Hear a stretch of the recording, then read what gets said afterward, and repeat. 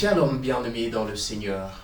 Bienvenue sur PPT TV à l'école du sabbat dans cette série d'enseignements sur les 3 messages cosmiques.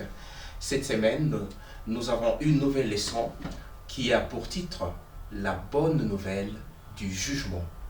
Et sur ce plateau, nous recevons nos 2 habituels frères, frère Bruno. Shalom frère.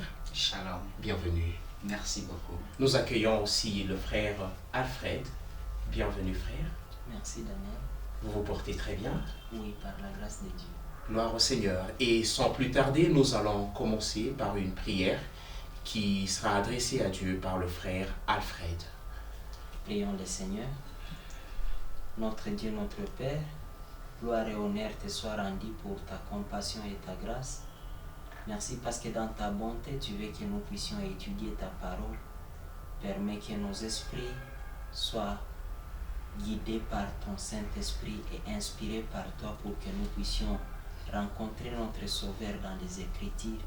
Au nom de Jésus, notre Sauveur. Amen. Amen. La bonne nouvelle du jugement. Pendant que la Bible, parlant du jugement, le jugement est un sujet qui ramène le chrétien, ou l'humanité même tout entière, à avoir peur. Une fois la question du jugement est prononcée, l'humanité a peur et on se demande en quoi est-ce que la bonne nouvelle du jugement est-elle une bonne. Le verset de mémoire se retrouve dans Apocalypse, le chapitre 14, le verset 7, où il est écrit « Il disait d'une voix forte, craignez Dieu et donnez-lui gloire, car l'heure de son jugement est venue, et adorez celui qui a fait le ciel et la terre et la mer et les sources d'eau. » Je m'en vais poser la toute première question. C'est quoi le jugement de Dieu et pourquoi le jugement de Dieu? Frère Bruno. C'est quoi d'abord le jugement? Comme tu l'as dit à l'introduction, on a peur quand on entend parler du jugement. Mais dans le cadre de la parole de Dieu, quand on parle du jugement, on fait allusion à une sorte de révélation, une sorte de preuve du caractère de Dieu. C'est pas de la chasse à la sorcière, non. On ne veut pas dire que tel est méchant, tel a fait ceci, tel a fait cela. Tout le temps, quand on parle du jugement dans la Bible et que l'on se concentre sur l'homme, nous perdons l'essentiel. Le jugement dans la Bible, il est concentré sur Dieu. Puisque par ce jugement, Dieu va prouver son caractère devant la face de tout l'univers. Dieu va prouver son caractère face à tout l'univers par le jugement. Et en quoi est-ce que le jugement est un sujet qui apporte une bonne nouvelle? En quoi est-ce que le jugement est une bonne nouvelle? En parlant de la bonne nouvelle, trop souvent lorsqu'on a des attentes et que l'on se rend compte que il y a un résultat à ces attentes, on parle de la bonne nouvelle. Par exemple, s'il y a des élèves finalistes qui ont présenté les examens d'État et qui ont les résultats tels qu'ils ont réussi, ils ont leur diplôme, c'est la bonne nouvelle. Dans la Bible, la bonne nouvelle, c'est l'évangile. Et l'évangile n'est rien d'autre que Jésus-Christ, crucifié et ressuscité. Le jugement, c'est une bonne nouvelle parce que nous avons commencé cette leçon en parlant du grand conflit. Et nous savons que la souffrance que nous avons actuellement est liée à ce grand conflit. C'est une bonne nouvelle parce que ça vient mettre fin à la souffrance humaine, ça vient mettre fin à tout ce que nous avons vécu comme souffrance sur la terre. Et ça, c'est la bonne nouvelle parce que nous qui sommes du côté de Christ, Christ va nous remettre dans nos droits. Alors que l'ennemi avait usurpé le pouvoir, alors que l'ennemi nous a fait traverser beaucoup de souffrances, Christ vient restaurer les choses. Christ vient redonner encore les goûts à la vie. Gloire au Seigneur, gloire au Seigneur. Et en lisant le verset de mémoire, il est écrit, car l'heure des sans jugement est venue. C'est quoi la question? C'est quoi la question de l'heure du jugement? Est-ce une heure littérale ou une heure prophétique? Quand la Bible dit, car l'heure de son jugement est venue. Car l'heure de son jugement est venue, on serait tenté de dire que c'est une heure prophétique, mais là on irait encore à dire que ça devient autre chose. Parce que c'est pas vraiment une heure prophétique et c'est pas une heure littérale. Mais c'est quoi au juste? Oui. Le jugement de Dieu n'a pas une heure où il n'a pas existé et une heure d'après, il surgit. Non. Le jugement de Dieu, tant que la parole de Dieu existe, le jugement existe aussi. Mais quand on parle de l'heure de son jugement est arrivé, c'est le moment où le caractère de Dieu doit être révélé par ceux qui se disent enfants de Dieu. Et ce moment, puisque le modèle, c'est Jésus-Christ lui-même, Christ étant déjà venu, rappelons-nous qu'au début du livre des Révélations, il est dit que c'est une révélation de Jésus-Christ que Dieu a donnée à l'ange.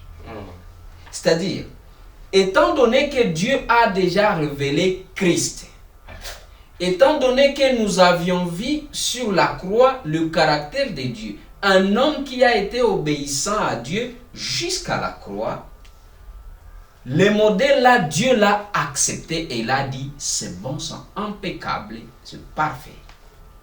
C'est sur base de ces modèles qu'on sait maintenant qu'est-ce qui est mauvais et qu'est-ce qui est bon. Ainsi, l'heure est arrivée puisque nous connaissons déjà le caractère de Dieu, son caractère impartial, son caractère d'amour, son caractère de justice, des choses que Christ nous a révélées sur la croix. Ces moments, c'est aujourd'hui, c'est maintenant. Ce moment, c'est aujourd'hui. Peut-on alors, à la lumière de la parole de Dieu, dire que maintenant là, le jugement de Dieu est en train de s'effectuer? Oui, le jugement de Dieu est perpétuel et permanent. Et il nous est demandé tout ce que nous devons faire, c'est maintenant que nous devons nous accrocher à Christ. Lui seul qui est juste, lui seul qui peut nous couvrir lors du jugement afin que nous soyons jugés par sa justice et que par sa justice nous soyons aussi justifiés devant Dieu. Merci. Rentrons dans Apocalypse 14, toujours au 7e verset. Ce verset s'est introduit par craignez Dieu et donnez-lui gloire. Et je me pose la question de savoir pourquoi la crainte de Dieu est-elle directement associée au jugement? La crainte de Dieu. Le jugement, comme nous les connaissons, ici c'est une bonne nouvelle, comme le titre le dit. Mais rappelons-nous d'une chose. La Bible nous dit que le salaire du péché, c'est la mort. Oui.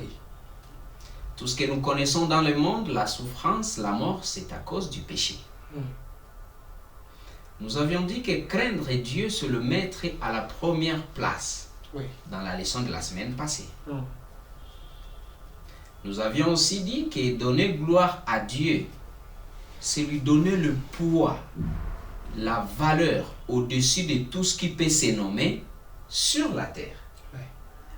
Alors pourquoi cette crainte est associée au jugement? Je veux plutôt dire, pourquoi mettre Dieu à la première place est associé au jugement? Ce n'est que normal. Ce n'est que logique. Puisque mettre Dieu à la première place, tu ne peux pas mettre quelque chose à la première place si tu ne la connais pas. Ce sont seulement ceux qui connaissent Dieu, c'est-à-dire ceux qui connaissent son caractère, qui le mettent à la première place. Et ainsi le jugement devient une bonne nouvelle perpétuelle. Puisque chaque jour, ils vivent cette bonté, cet amour, cette grâce de Dieu permanemment dans leur vie. Merci beaucoup. Et quelle incidence la crainte de Dieu a avec les retombées du jugement final? La crainte de Dieu a quelle incidence sur les retombées du jugement que Dieu effectue présentement? La Bible nous dit que lors du jugement, l'on amènera toute chose au jugement. Toute action bonne ou mauvaise sera amenée au jugement. Alors pour nous chrétiens, lorsqu'on parle de la crainte de Dieu et ses retombées dans les jugements, nous devrions, comme Paul l'a dit, que j'ai été crucifié avec Christ et si je vis maintenant, c'est Christ qui vit en moi. C'est-à-dire que maintenant, actuellement que nous vivons, c'est maintenant l'occasion où nous devrions laisser Christ conduire notre vie. Où nous devrions laisser Christ prendre place dans nos cœurs afin de nous conduire parce que toute bonne œuvre vient de lui. Si c'est lui qui vit dans nos cœurs, si c'est lui qui prend les commandes de nos vies, nous n'avons rien à craindre dans les jugements parce que là, lors du jugement, il ne fera que dire bon serviteur, viens entrer dans la joie de ton maître. J'ai vu dans la Bible, dans la parole de Dieu, dans Genèse, le chapitre 18, le verset 25, où on identifie Dieu au juge de la terre. Ou comme l'apôtre Paul le dit dans Romains, le chapitre 14 et le 12e verset, ainsi chacun de nous rendra compte à Dieu pour lui-même. Ou encore, dans Ecclésiaste, le chapitre 12, le verset 14, où il est écrit, car Dieu emmènera toute œuvre en jugement au sujet de tout ce qui est caché, soit en bien, soit en mal. Et tellement de versets identifient Dieu comme un Dieu qui juge, un Dieu qui condamne. Et Romains 6, 23 dit, le salaire du péché, c'est la mort, mais le don gratuit de Dieu, c'est la vie éternelle. Et je me pose la question de savoir, quel est le mystère caché derrière le jugement? Est-ce nos œuvres qui nous rendent justes dans le jugement? Ou nous sommes rendus finalement justes dans le jugement par la foi, simplement? Quel mystère caché derrière le jugement de Dieu? Merci beaucoup et gloire soit rendue à Dieu puisqu'il n'y a pas de mystère. Seulement nous nous sommes compliqués par des enseignements que nous avions reçus depuis longtemps. Et à force de les entendre, nous avions cru que c'était la vérité. Voici comment les choses se passent dans la Bible. Le salaire du péché, c'est la mort. Celui qui est venu avec les péchés, à ainsi dire la mort, c'est le diable. Le jugement, Dieu juge comme un juste juge, c'est-à-dire qui ne dira pas au coupable qu'il est juste, ni au juste qu'il est coupable. Les dons gratuits de Dieu, c'est la vie éternelle en Jésus-Christ. Voici ce que Dieu nous a donné. Le jour du jugement, aujourd'hui, parce que nous sommes dans le jugement, mais le jour du jugement final, Christ se tiendra debout, nous nous tiendrons debout et l'ennemi sera là. Mais tous ceux qui dans leur vie de chaque jour ont pris leur fardeau de péché, leur caractère qui ne correspond pas à l'évangile et qui ont tout mis sur Christ, Christ portera leur charge et leur péché. Mais ce jour-là, le jour du jugement final, Christ prendra aussi cette charge, la Bible le certifie, et la remettra à l'auteur du péché qui est le diable. Si je peux me résumer, moi j'ai péché, mais mes péchés je les ai confessés sur la tête de Christ. Christ les porte pour moi. Christ aussi prendra ces mêmes péchés, il le remet à leur auteur qui est le diable. Lors du jugement, y a-t-il un péché sur moi? Tout est sur Christ. Y a-t-il un péché sur Christ? Tout est sur le diable. Et c'est celui qui a péché qui mourra. Le diable mourra. La mort, c'est pas pour nous. Et La par là- vie, c'est ce que Dieu nous a donné. Et par là, peut-on dire qu'on n'a pas besoin d'avoir de bonnes œuvres parce que tout simplement, le jugement, le résultat final de la condamnation ne sera que grâce, miséricorde Non, non, non, non. et justice de Christ. Le frère Alfred a dit que si je vis, ce n'est plus moi qui vis, mais Christ en moi. Et j'ai dit tantôt que ceux qui se sont débarrassés de caractères qui ne cadrent pas avec l'évangile. Les œuvres que nous faisons, si nous les faisons dans le but de gagner le salut, nous sommes à côté. Mais si ce sont des œuvres que nous faisons parce que Christ les fait en nous, parce que nous sommes sauvés, ce sont des œuvres que nous faisons parce que nous sommes rachetés, ces œuvres, elles sont importantes. Ces œuvres prouvent réellement que nous avions accepté Jésus. Et les œuvres prouvent que nous avons accepté Jésus. Ce sont les mêmes œuvres qu'on amène devant le jugement, devant le trône de Dieu pour le jugement, mais c'est finalement la justice de Christ qui remporte. Finalement, le jugement de Dieu est mystérieux. Les œuvres que nous faisons, ce sont les œuvres que Christ fait en nous. Oui. Ce ne sont pas les œuvres que nous-mêmes nous préfabriquons. Ce sont les œuvres que Christ, quand nous lui donnons le bateau de commande, quand nous le laissons agir dans nos vies, lui-même les accomplit à nous. Ce sont ces œuvres en nous. Maintenant, je voudrais souligner un aspect que dans les jugements, nous n'avons rien à craindre. Parce que d'abord, le juge lui-même, c'est Christ. Et notre avocat, c'est Christ lui-même.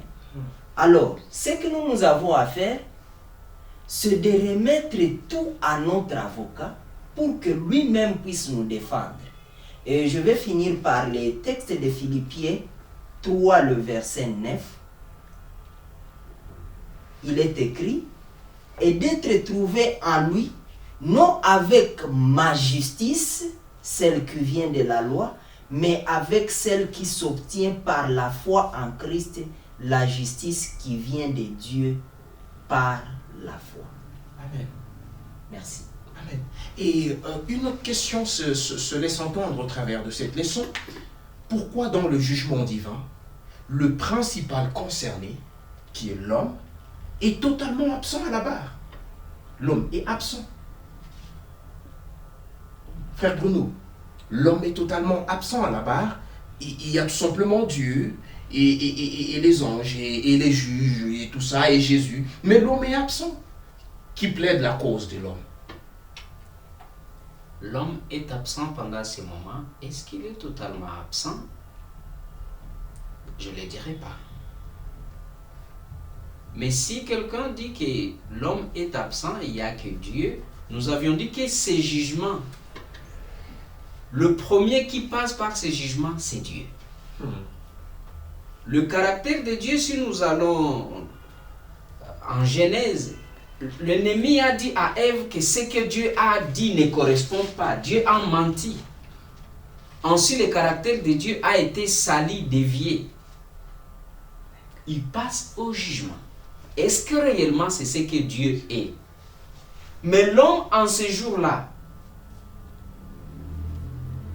la Bible nous dit que même le grand prêtre Josué était debout avec des habits sales, déchirés. Mais Christ a dit, donnez-lui la robe blanche. L'homme n'a rien à faire tant que tu es vêtu de la robe de justice de Christ. Tu n'as plus rien à faire. Dès que tu acceptes Christ et sa justice, tu marches dans ses pas, ton rôle est terminé. Ce jour-là, celui qui est jugé, c'est Dieu qui pourvoit cette justice. Merci. Et enfin, le jugement de Dieu, c'est quoi exactement? Et qu'est-ce que le jugement de Dieu n'est pas? Le jugement de Dieu, c'est la révélation de son caractère. Oui.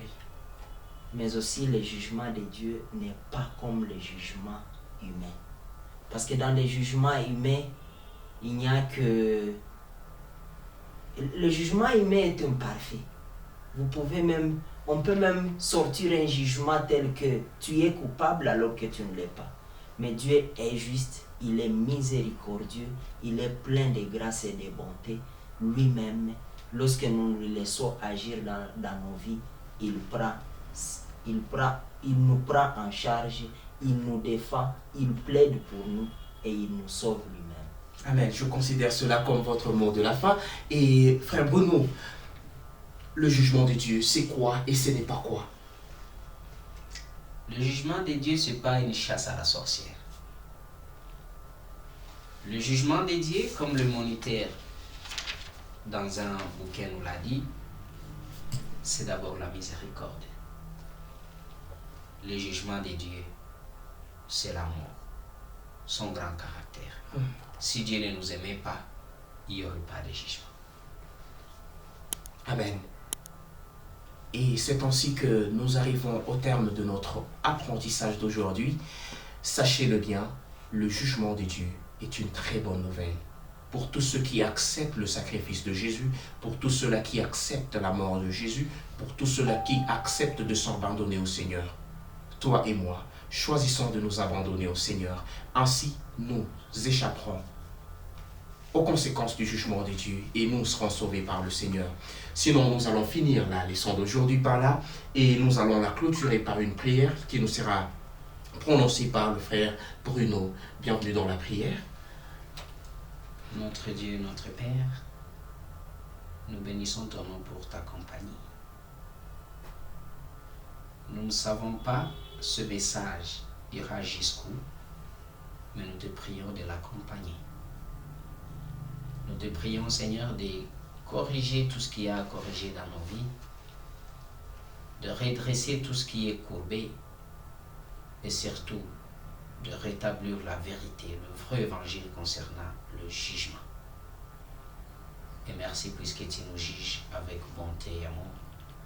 Guide-nous le reste de notre vie, au nom de Jésus-Christ. Amen. Amen. C'en est fini pour aujourd'hui. Que le Seigneur vous bénisse. À la prochaine. Au revoir.